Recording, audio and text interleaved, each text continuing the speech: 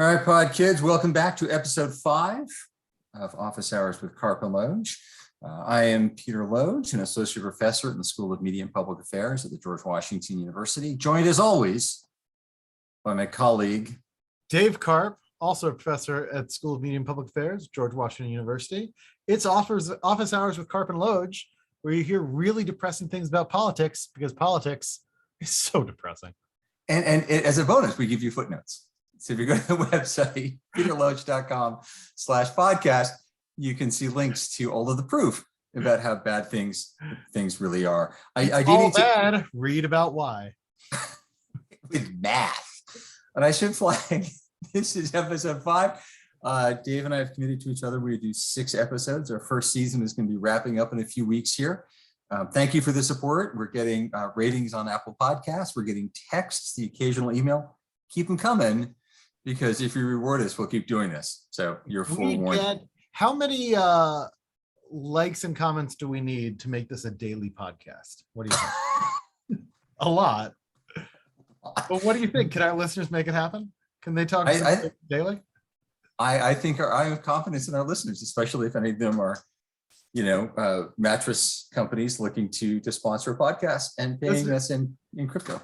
Listeners, you heard that from Peter Loge. If we don't turn daily after this first 6-episode run, it's because you didn't try hard enough.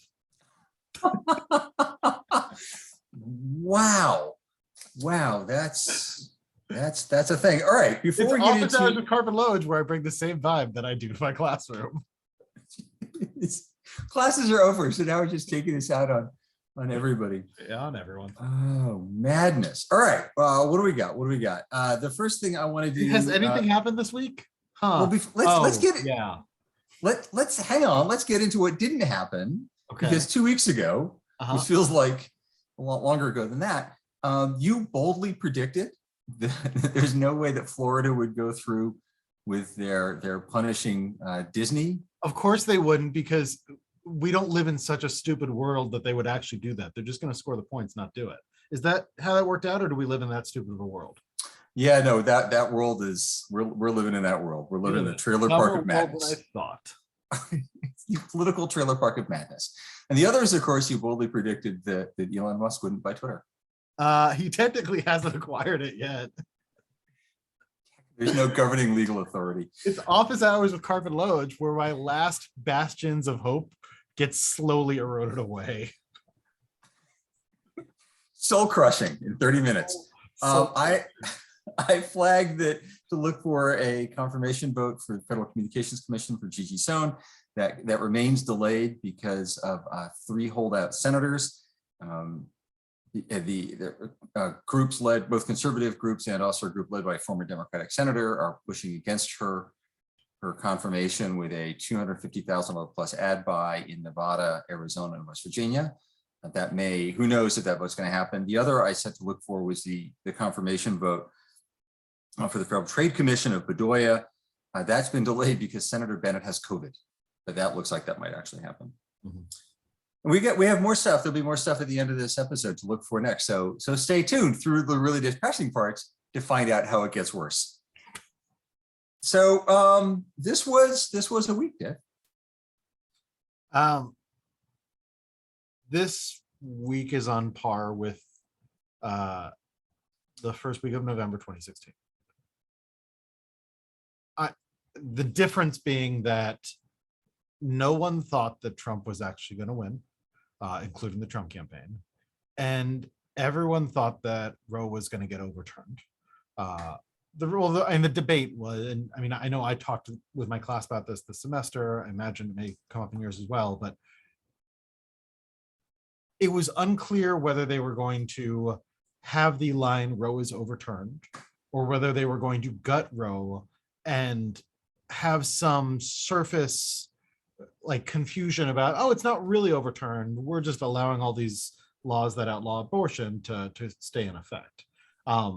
And the savvy political comms take, or the savvy political take would have been the latter. It would have been, they don't want the headline Roe overturned, so they're going to achieve the win while also having the surface lie, so that every time a newspaper has the words Roe overturned, they can scream liberal bias.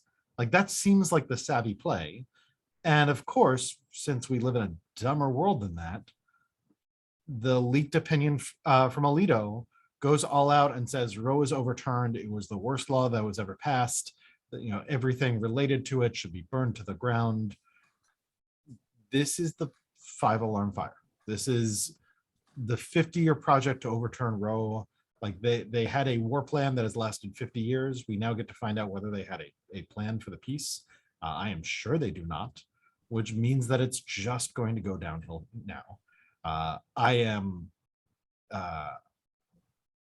some mix of depressed and scared. How are you doing about it? Yeah, same, right? I'm not as surprised. I guess I knew that Roe was going to get overturned. And you look at who's on the court, and you look at the brazenness with where they were put on the court. I think Susan Collins might be the only person who believed that Kavanaugh and Gorsuch weren't going to vote to overturn. Nah, and of course, period. Whatever. Like, of course, this is happening. And of course, this is part of the Federalist Society. Like, of course, this is not surprising. Mm-hmm. I think the only thing that's surprising is the timing. We learned about a month before we thought we would, and the leak itself. So I'd like to just talk briefly about the leak and the policy. Lots of people are having policy hot takes, which are important. You've written compellingly about this on your Substack, which I hope you'll plug at the end of the episode. But then what I really want to focus on, because we're comms people, is, oh, what do you do? What do we do about it? Right? We're depressed, we're scared. What do we do? So talk about the leak. Yeah, so the thing that we don't know about the leak yet is which side it came from. My prediction is that we're never going to find out which side it came from. And the reason I predict that is because I think there's pretty strong evidence that it came from one of the conservative justices' offices. There was reporting in the Wall Street Journal in late April. There was, I guess, that while they didn't leak an opinion to them, there was some talking with their editorial team telling them that, you know, they had the votes, but now Roberts is feeling squishy and Kavanaugh might be getting squishy, so they might not overturn it. And a few weeks after that, right in the time period where those votes will be getting counted amongst the justices and the pressure would be on, this gets leaked. This getting leaked now, particularly the entire opinion getting leaked, pretty much probably locks in all 5 of the justices who vote for it, because if the formal opinion is no longer this, it will be judged against this. And the question will be, okay, who flipped because of pressure? So I think all of the indications, including the fact that this went to Politico, it didn't go to the New York Times or the Washington Post, which are the outlets that I would expect a liberal justice's clerks would be more likely to go to. All of those seem to be pretty strong breadcrumbs that this is actually coming from the right. But also the reason why the other part of it coming from the right is it has allowed them, McConnell and everyone else, to insist that the news of Roe v. Wade being overturned isn't the real news. It's this leak is the real news. That, from a comms point of view, that's the conversation they would rather have, since overturning Roe is unpopular with like 80% of the country. And so this is a useful deflection so long as they can insist it must be a liberal clerk. If I'm right, it's a conservative clerk, then guess what? They're never going to figure out who worked on it, because they're going to work just as hard on this leak as they did on investigating all of the allegations about Kavanaugh during that hearing. It's all a farce. Yeah, I agree. I'm also a little frustrated with all the attention on the leak and who the leaker is. I think the leak is bad. The court is political. Of course, the court is political. We know that. It's arguably less political than it was for the first 100 years of the Republic, more political than it has been for the past, 50. Right, all of these things are true. There's lots of good political science on how the court is political and how that gets manifest, and it's trickier with the Supremes because the N is small and blah blah blah. But the chasing down who leaked into what end, to me, is a lot like who leaked the January 6th documents. It's you've got a bunch of bad actors releasing cages of squirrels in the halls of Congress and yelling "squirrel," and everybody's chasing the squirrels rather than looking at what really matters here, which is January 6th Commission. It's January 6th. And with this, it's what's the substance, right? It's the overturning of Roe. What are the implications of that in the 13 states that have trigger laws? What's next, right? Is it Griswold? Is it Oberfeld? Like what else is coming down the line? And really paying attention to the substance. And as you know, I tend to be a relatively pragmatic guy.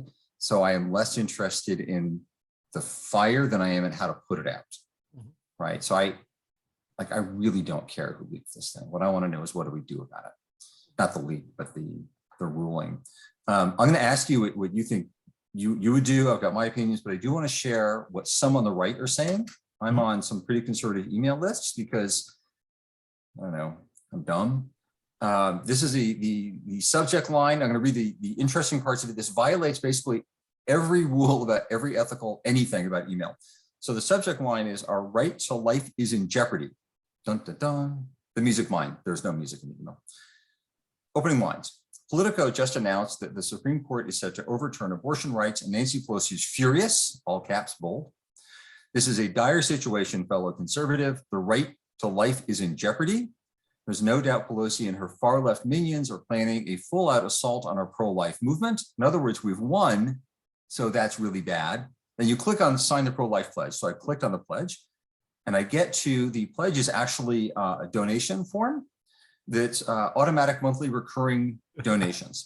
I'm going to screenshot all of this. I'm going to put it on peterloge.com podcast on the link so people can see it.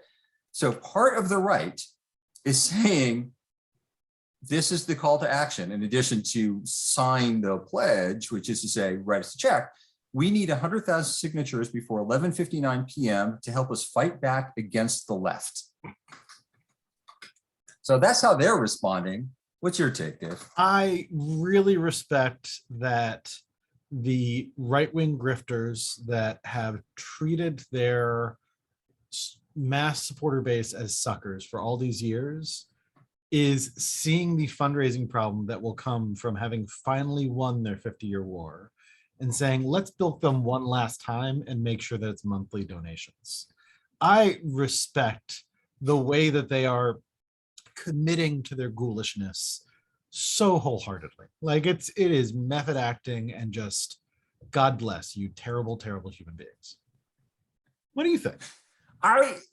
It's laughably appalling. And you know that there are people clicking, oh my gosh, Roe v. Wade is being overturned. That's terrible news. Our right to life is, without sort of doing the processing, the automatic monthly recurring donations. Come on, kids. I mean, but it's the pure victim complex, which is, it also goes back to the leak of, we're overturning Roe, but there was this leak, who knows who did it. It was definitely a liberal, and this is proof of how we're still victims, as we have a 6-3 majority that no longer cares about precedent, right? Like, we're overturning Roe. Surely the left won't like that. Ergo, you have to give us money to stop them from not liking it, right? Like, we are victims, please write that check. And it'll work because after 50 plus years of treating their supporters as suckers, their supporters are used to getting treated that way. Yeah, absolutely. Absolutely. It's absolutely. So I think now the question for me, though, because we're comms guys, this is a comms pod. Our students are coming to us asking this question. Friends of mine, probably yours from the country, are emailing and texting saying, now what? So what do we do? What are your courses of action? What do we, in the face of all of this, what do we do? So, I talked to my students about this earlier this semester, not knowing when it would happen, but knowing, given the votes and given the case in front of the court, that it would probably come down this summer. The stakes here are historically high. I think we need to be deeply concerned, not just for women's bodily autonomy, which we should be deeply concerned about. We also need to be concerned that if there is not a mass movement that causes serious electoral consequences, then this will be the first of many steps. I mean, look, I've been to some gay weddings. Those marriages may get nullified, which is absurd. I'm not sure if it's more absurd than look, Roe v. Wade is older than me, and I ain't young. If they are, like, when they are at that point, what you need, there's going to be a mass protest in DC and around the country next weekend. That needs to be Women's March sized. There needs to be an outpouring of outrage that sustains itself through November and beyond, such that it becomes common knowledge amongst Republicans that they really fucked up here. Because if not, then what we're going to have is the continuing race to the bottom of, what we've had is 50 years of, well, really more like 25. It's really been in the past 2 or 3 decades that you've had this race to the bottom, constantly more conservative. Hey, let's get now more outlandish in how we try to criminalize womanhood. Like we've already got states that are trying to make it a felony to have a miscarriage. That is going to continue and get much more worse unless it becomes common knowledge that they all fucked up and they need to find a way to get out of this fuck up. So how do you do that? I mean, the comms is centered around this actually being a genuine historic outrage, which threatens the stability of the country, our ability to function as a country. And that outrage needs to carry such a cost that it's not just something that Tucker Carlson thinks that he can shrug and smirk off. That is hard to do because the stakes here are now dire enough that there's real risk. I think all of that makes sense. And I want to tease a few parts out of that I think are especially useful in this moment. The first thing I should say is I share the hide under the bed. I will confess that last night I was, scrolling online instead of doom scrolling on Twitter. I was looking for cliffside homes for sale around the world. On the Amalfi Coast in Italy, there's some beautiful homes for sale that cost roughly what I could get for selling my house. There's some in Spain. Just check out. You know what? I'm old enough. I will just sit in like a little villa somewhere with a cat, drinking wine and thinking I did what I could. I am unwilling to do that in part because I couldn't afford the wine having bought the house. So we got to figure out what to do. So I put a question out on Twitter. Strategic comms people preparing for the next episode of Office Hours with Karpf and Loge. What's your best comms advice in the wake of the leaked Supreme Court ruling overturning Roe? 6 people liked the question. So go me. One person responded. Kristen Grimm, who runs Spitfire Strategies and teaches for us in the School of Media and Public Affairs, probably the smartest comms person I know, said, remind people that they have agency to keep reproductive health legal and safe, give them steps, resolve is our friend here. So I think what she says is spot on, and I would suggest 3 things. It's what now, what next, what then. And the what now has to be, yes, show up in March, right? The 14th, next Saturday, is a big march. Show up and do that, in part to demonstrate there's national resolve, in part because there's strength in that. It's affirming. It can be fundraising and it's agenda setting. It's telling Republicans, you really blew this, to set the electoral consequences. The other thing you should do is give to national organizations. That matters. But that feels very distanced, right? It feels a little bit away from what's happening right here, right now. And so I'd suggest the other things that people can do right here, right now, are make sure your local elected officials know what's going on, right? Because if this is state by state, you have to advocate for, elect, and even run for statewide office to pass good laws in your state and to prevent bad laws from being implemented in your state or in your city or your county. That means finding local elected officials and local campaigns. That means finding local organizations that are finding ways to get women who need abortions in states that ban them to safe clinics elsewhere. There's Liberate Abortion. The website Liberate Abortion has actually a set of good links on here to help people with local action. It's what can I do right now in the face of this? Because if all people feel like they can do is doom scroll and show up to one march once and write one more check to a national organization, that's pretty disempowering, right? But if I say, here I can do this thing, this will help. And then to your point, to create electoral consequences. Elected officials, like the rest of us, behave their incentives. Make this a very, very bad thing for elected officials to have done. So I'm with you there. There's one thing that I want to note though, which is I'm imagining the response from people who are further to the left of me, which means that they're also far further to the left of you, which is that, hey, pressure local officials, give money to national organizations, is also disempowering because they just overturned Roe. They have 6 Supreme Court seats. If we're not talking about burning the whole system down, then it is in fact disempowering. And there's a level at which they're right. So I would say what we need to do is find things that are empowering. I think there's a spectrum of things that are empowering that run the gamut from you show up to the protest and then you go home and you lobby locally or start volunteering at a clinic or like give to some of the abortion clinics out there that are doing this work in places where need it most. Like that's one end of it. But this is also a space for more radical action too. This was a radical act of judicial activism 50 years in the making, from a movement that has decided that the idea of women having bodily autonomy is offensive to them to their core and that they will take it away. They're not going to get to do that. And if they're going to be stopped, it's going to be from a range of responses that go all the way from like the snarky tweets and the like well-framed fundraisers, and also like winning local races. Yeah, we got to do all that. But people who are motivated, who find that to be disempowering, who say like, it's time for more radical confrontational actions. Yeah, it's time for that too. I don't usually call for those, but this is, I mean, while you're right that it's not shocking because the writing's been on the wall at least since RBG died, it's also shocking in that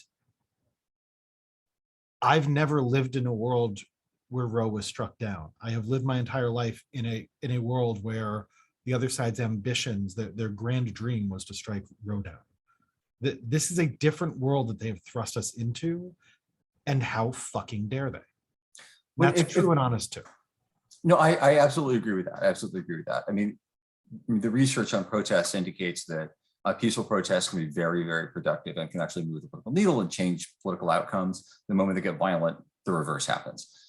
Chenoweth and Stefan do really terrific work in this. Maria Stefan and Erica Chenoweth. Yeah, though there's counters. Malm and others have countered that, arguing that that depends on the counting exercise. That's actually a bit of a debated literature, though.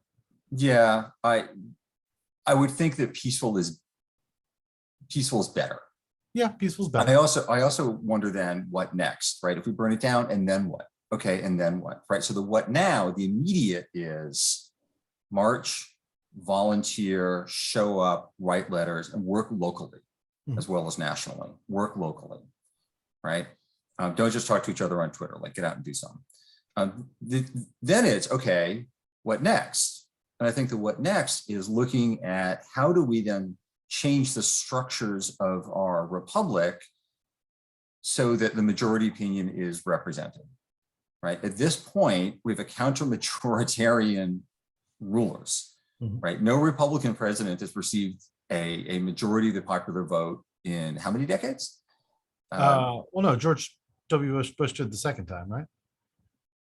Did he? 2000. That might have been the only, the re-elect. That was the only one. The re-elect, yeah. That was the only one. Right, in decades. Republican elected officials, there are more people vote for Democrats than have elected officials in Congress. I'm explaining it badly, but I think everybody listening to this pod knows what I'm talking about. So we need to fix those structures so that the majority view actually gets reflected on things like this, right? Most people, most of the time, believe in some level of access to abortions. The question gets complicated and how much and whatever depends on who's doing the polling, but overall, the American people are by and large pro-choice. And that's not reflected in our elected officials, which means we need to get elected officials to reflect that and construct systems, change systems that allow that to be reflected, right? Because once you change the systems, that will allow all sorts of other good things to begin to happen, like gun control, which large majorities of Americans support. Marriage equality, like all sorts of other things. So we also need to be looking at what next, because if you're only looking at the fire in front of you, you're going to miss the building that's about to be burned down behind you, right? There's this false choice that in advocacy that, if you're trying to do a strategic planning exercise, you'll often look at an advocacy group and say, there's a broken bridge over a rushing river. People are walking over the bridge and falling into the river. You have to choose. Do you fix the bridge or do you fish people out of the river? Because you don't have the resources to do both, right? So while one group is fishing people out of the river and saving drowning people, somebody else has to be looking at the bridge and maybe looking down the road and going, I wonder if there are other bridges that are broken, right? So while we are doing this immediate action, we simultaneously, somebody needs to be looking at what's next, right? And then I would suggest, okay, then what? Right? If we burn it down, we're going to burn it down. Oh my God, the whole thing has to be burned down. What does that actually look like? Like, do you want somebody to come and burn your house down? Would you like to be hiding in a bunker? Who then rules after the revolution? Revolutions don't tend to go well. Like historically, That'll lead to, happiness and puppies. So let's sort of game out how all this goes. And then activists need to be thinking about doing those things as well. What that points to for me is one of the many things that I think needs to happen over the next few months is pretty aggressive media activism. Because part of what has shaped abortion politics for the past 50 years is an unwillingness amongst mainstream media to call it abortion politics, right? It has been pro-choice versus pro-life. Let's use a bunch of terms that are not the word abortion. And let's start from this assumption of, yeah, it's enshrined in law, but a bunch of people are mad about it. And like, let's allow people to decide the various ways that they want to legislate what women do with their bodies. And that was all based around an activism in which you had anti-abortion activists always on the offensive, always chipping away, and pro-abortion activists playing defense and complaining correctly that they were often treated within their issue coalition as sort of second tier, out of a sense in the issue coalition of like, yeah, well, we've got Roe. We don't like that chipping away, but we also want to win elections and just other things are bigger priorities. Now that they have taken the radical action of taking down Roe, I think there has to be media activism that pushes back very hard against this notion of, yeah, all Americans have wishy-washy answers when they ask survey questions about how they feel about abortion. Like, I think people need to state, and I'm seeing this on Twitter, but I think we need this in an extended manner, pushing hard and saying to journalists, look, we believe affirmatively that women get to decide what they're doing with their bodies. And if you don't like it, good news, it's not your fucking body. And that pressure against what's going to happen a week from now, a month from now, when you see major outlets deciding, okay, well, we've covered this for a week, but now let's kind of move to the next thing and try to hasten back to some previous way, like the language that we're used to covering this, the language that our editors are used to approving. We're just going to go back to it being its own beat and it being second tier again. No, that doesn't get to happen. They just took down the single most iconic case of the past 50 years. That changes everything. And the pressure on the media to make it clear that everything is different now has downstream consequences, because if you don't pressure the media, then you're not really pressuring the public officials too. I think that's right. You hit on two critical things here. One is play offense. Mm-hmm. Right. For a long time, we have to defend Roe. It got chipped away. Isn't just reasonable that, and all of that kind of stuff. Now play offense. A handful of unelected judges appointed by people who represent a minority view of the United States are taking the rights away of hundreds of millions of people against the wishes of the American voters. It's undemocratic to its core. And also, right? And play offense. Alito is not a fucking medical doctor. So we need to play offense. So advocates need to play offense. But I think the other thing you point out points to the broader question, sort of not just the what now, but the then what, like to the third step. And that's the media need to do a better job of ignoring the squirrels, mm-hmm. paying less attention to the insider gossip, who did what to whom and who leaked what to whom and what's the political advantage of that. And oh my gosh, was the White House Correspondents' Dinner super spreader event and who did, like, stop. I talked to a reporter for a major publication a couple of weeks ago, and she was asking me a process question. And I said, that's the wrong question. Please stop covering this. Like, what really matters is the substance here, nothing else. I'm not going to, the reporter was very nice and very respectful. The story ended up fine, so I'm not going to call anybody out here. But it's on people like you and me who talk to the press, who get calls from reporters to say, stop covering the squirrel, mm-hmm. right? Start covering what matters. What matters here is a handful of judges who were gamed into their jobs by a handful of people who represent a minority of the American people are locking into law a view opposed by most Americans that overturns a half-century-old precedent. Cover that. Yeah, but who do you think leaked? I don't care who leaked. I don't care. Yeah. What do you think about the legitimacy of the court? Frankly, if they want legitimacy, they should act legitimate. They should act legitimately. They're like, this is not. So I think then, yeah, this matters. But I think my strong advice to advocates is we got to engage, right? Nothing is inevitable.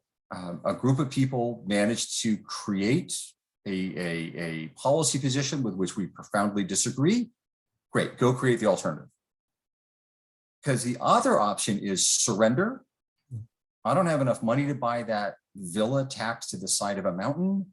And I've invested too much of my life and my career in little d democratic politics, as well as big D democratic politics, to simply say, oh, well, okay, sorry. But I want to know what I can do right now. And it's not just write a check to a national organization, and it's not go to a march at the Supreme Court. I don't like protests. I don't care. What I can do is write a check to a local organization in the state that's providing access to safe legal abortions or offering women alternatives or transportation. I can write a check not to the famous Senate campaign that's not going to win, but to a gubernatorial candidate for whom another $100 or $500 could actually make a difference, to a state legislative race that's on the bubble, right? This is state by state. This is what can I do today? People have agency. If advocates don't believe they have agency, they won't act. So advocates, you have agency. And we're going to throw some links on peterloge.com podcast. I'll continue to throw them on Twitter. I know Dave has some on the Substack. There are things we can do, and we've got to do them, because if we don't do them, it's going to get worse. And you can either quit and move, except you're running out of places to move to. You can disengage, which is, bad, or you can give it a shot. I think we got to give it a shot. And the sort of gallows hopefulness that I hear there is there's a view of future history in which this is the hinge point. Because there's an awful lot, your point about unrepresentativeness. This could eventually be remembered as the moment at which the sheer unrepresentativeness of the system that was the underlying problem in so much of our politics. The hope is that this becomes the thus far no further moment, and that it no longer leads to a sea change in abortion politics that claws this shit back, but also leads to fundamentally restructuring of a system that isn't working. The real point here for advocates is that's not okay, let's frame this thing just right in our fundraising email. This is recognizing and responding to the gravity of this moment. This is not another Tuesday or another Friday. This is the actual 5-alarm. Holy shit, the other side spent 50 years with a grand ambition to do something radical, and they just did something radical. And by the way, absolutely any pundit or opinion writer who right now is explaining why actually it's not really that radical, they deserve all the grief that they get as well. But that also means the gravity that it deserves. But it also means that it might be a hinge point, this might be the turning point in history, might be the precipice of blah, blah, blah, blah. Somebody else will answer that question. Mm-hmm. What I want to know is, what can I do today? And what I can do today is I'm going to go to these links on liberateabortion.org, and I'm going to write some checks, and then I'm going to call some friends. And then when I raise money for candidates, because I raise money for candidates, I'm going to make this a central issue, and I'm going to make them own it and address it. Right? There are things we can do. Right? If you live in Texas, you can do a different thing than I can do living in Washington, D.C. If you live in Pennsylvania, you can do something different, but there are things we can do, right? And I think as part of our job then as advocates and for smart advocacy organizations is to give people meaningful, measurable things they can do. This goes back to the climate conversation we had in past episodes. You can look online and get those that say, there's got to be a connection. It's not the world is coming to an end, the seas are going to rise, the earth is going to boil by a Prius. That's terrible messaging. Right? There's got to be a connection, because if people don't feel that connection, they're simply not going to act. Mm-hmm. And so good advocates create that connection. We're just about at time. Things are going to get worse, Dave. They're going to get worse. Let me tell you how they're going to get worse. Mm-hmm. For those of you paying attention to everything else going on in the world, January 6th Commission, there are going to be public hearings, 8 of them apparently in June. look for more leaks, look for more craziness and squirrels, ignore the squirrels, pay attention to what actually happened. It turns out what happened really very bad. And the other thing I want to highlight, I've been meaning to highlight, I got to get a soccer reference in if I'm not going to name check Aristotle. Oh, name checked Aristotle. The president of FIFA, the global governing body of soccer, you know, if it weren't for FIDE, they'd be the most corrupt organization in the world. The president of FIFA, Gianni Infantino, was recently asked what he thought about the 6,500 migrant workers who died building facilities in Qatar in the run-up to the November World Cup. And he said that there is pride in working. When speaking of this topic, which is work, even hard work, tough work, America is a country of immigration. My parents emigrated as well from Italy to Switzerland, not so far, but still. So that's his response to 6,500 migrant workers dying, building World Cup venues. You should be proud of your work, because his family was when they moved from Italy to Switzerland. Yeah. I mean, I think this is the message that we should leave with everybody with on the pod is people should watch basketball instead, because 6,500 migrant workers don't die building NBA playoff stadiums. Watch basketball, folks. Watch basketball. With that, ladies and gentlemen, Dave, plug your sub and your Twitter handle. Yeah, so I'm on Substack. I'm davekarp.substack.com. I have a very depressing, but I think well-written post this week. And I'll be writing about tech in the upcoming weeks too. The other thing that I do. And on Twitter, I'm at Dave Karp. That's Karpf. I'm Peter Loge. It's at PLOGE on Twitter, at peterloge.com/podcast. You'll get the links. I'm also going to be writing about what advocates can do, the what now, what next, then what. It'll probably be in Medium because Dave shamed me into Medium, which is Folks, he was going to put it on his website like it was 1997. I'm here to help.